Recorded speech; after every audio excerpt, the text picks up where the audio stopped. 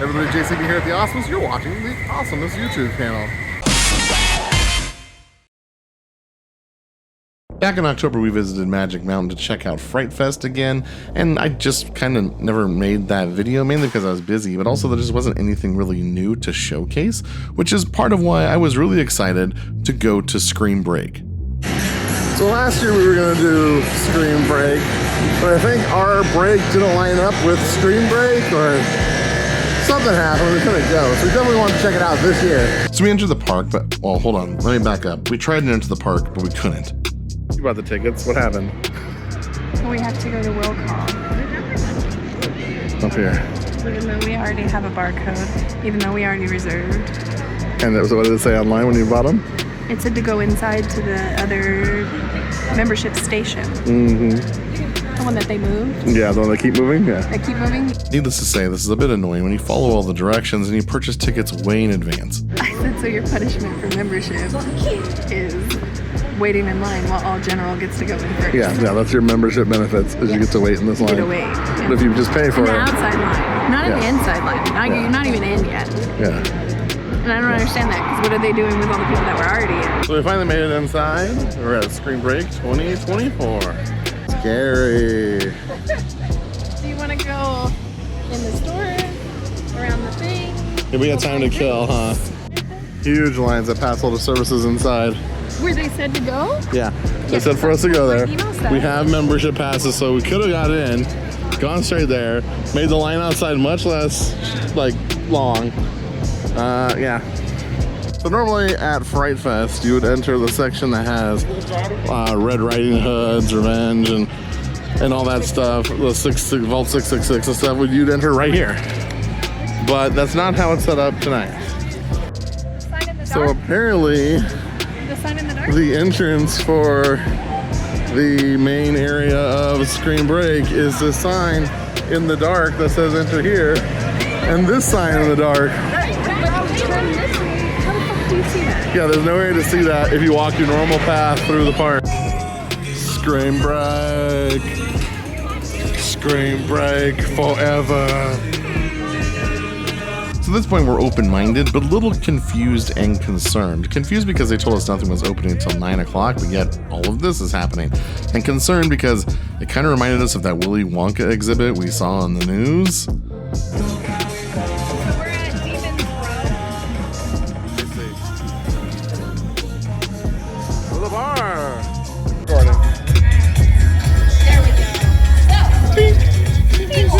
So we grabbed some sangria blood bags and started trying to make a plan. At this point, it was about 8 o'clock at night, so we had roughly an hour to kill before the full event opened, but things seemed to be going.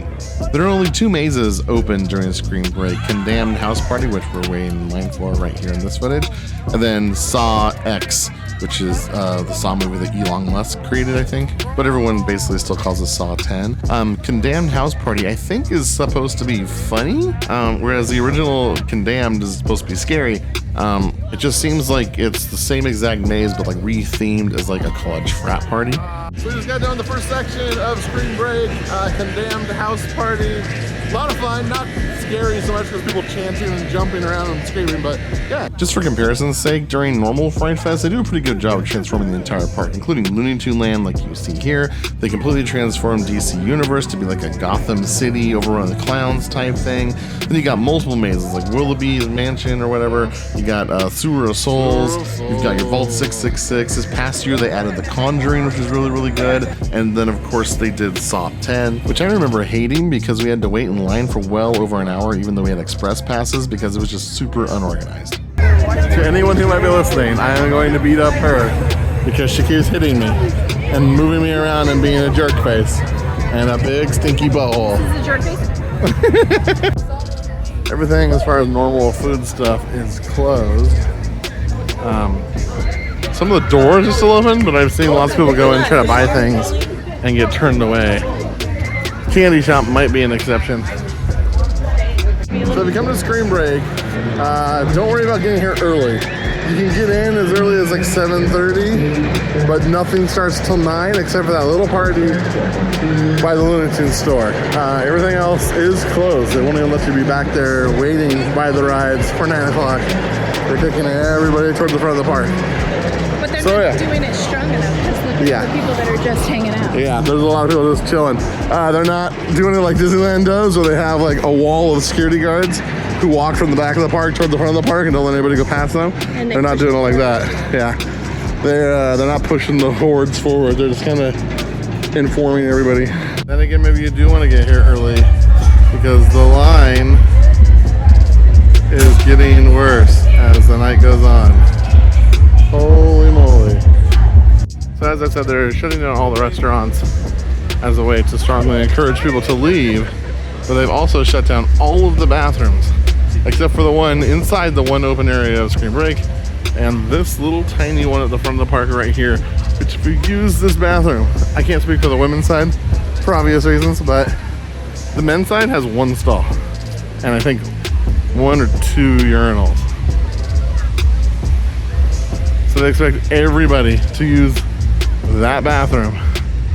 Or if you happen to be one of the people waiting around killing time to get into Screen Break, you can go inside there and use that one bathroom. So it's 9 o'clock. It's actually probably like 9:04 by now.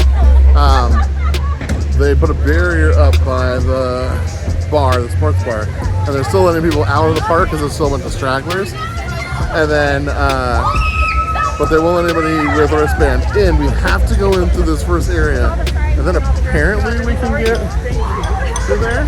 So eventually they did open the big gate right there by the sports bar and let everybody through. We skipped the one at Whistle Park Station for now. We're heading toward DC Universe to ride Wonder Woman in the dark.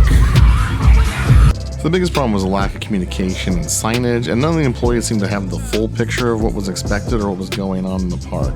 Now the other thing is the park officially closed at like 6 o'clock, and this event didn't officially start until 9 p.m. Yet that first part was open and that first maze was open, so by the time 9 o'clock rolled around, everybody who was in the park had pretty much already done the first maze, and so everybody headed over to Saw 10, which was fine with us because we wanted to ride Wonder Woman at night. So another problem we noticed is that they only have 6 rides open, and they're only running 1 train. The park's only open from 6 to 9, which is 3 hours. So if you want to ride rides and go in mazes, you might have a hard time. So Wonder Woman in the dark, lots of fun, highly recommend. Also, this is my first time in the back seat, the very back seat of the ride, and it really whips you over those hills. Lots of fun. Get that back seat if you can. It's great. Next it was Saw 10, and this time we didn't wait nearly as long. We waited maybe 20 minutes in line.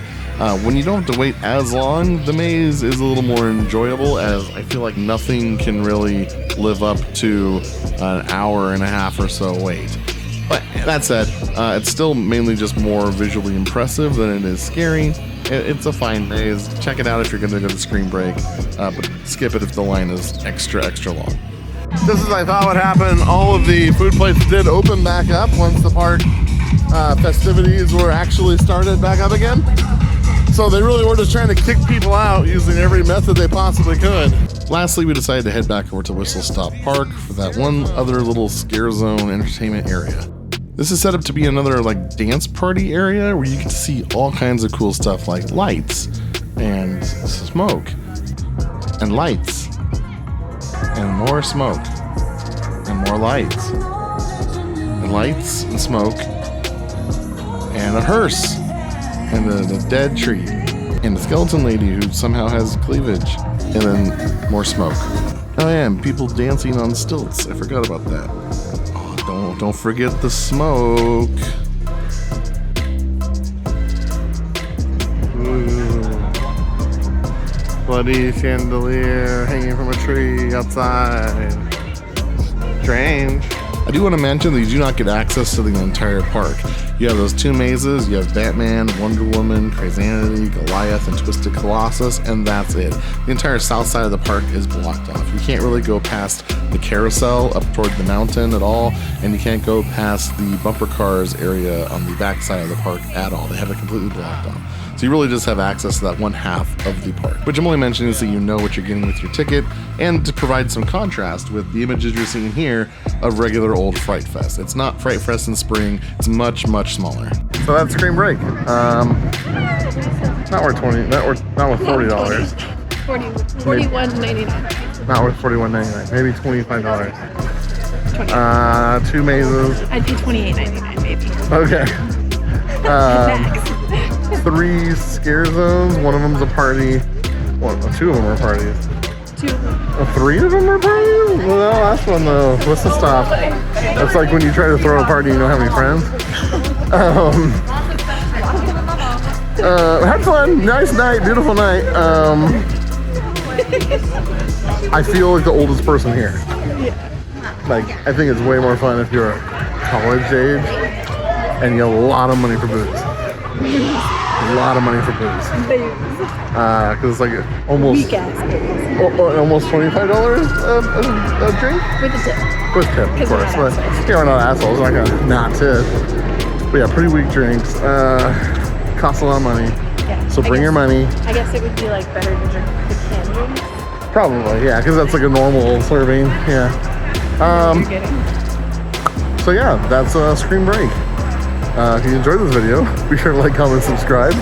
And until next time, keep being awesome. And then I saw this photo. Shoot, I might get to look as cool as this guy? Sign me up. Though I personally like wearing socks. Emoco offers a wide range of personal electric vehicles, and I would definitely be interested in trying any of these bad boys. But I just couldn't get over how cool this guy looks. So I opted for the HDV3,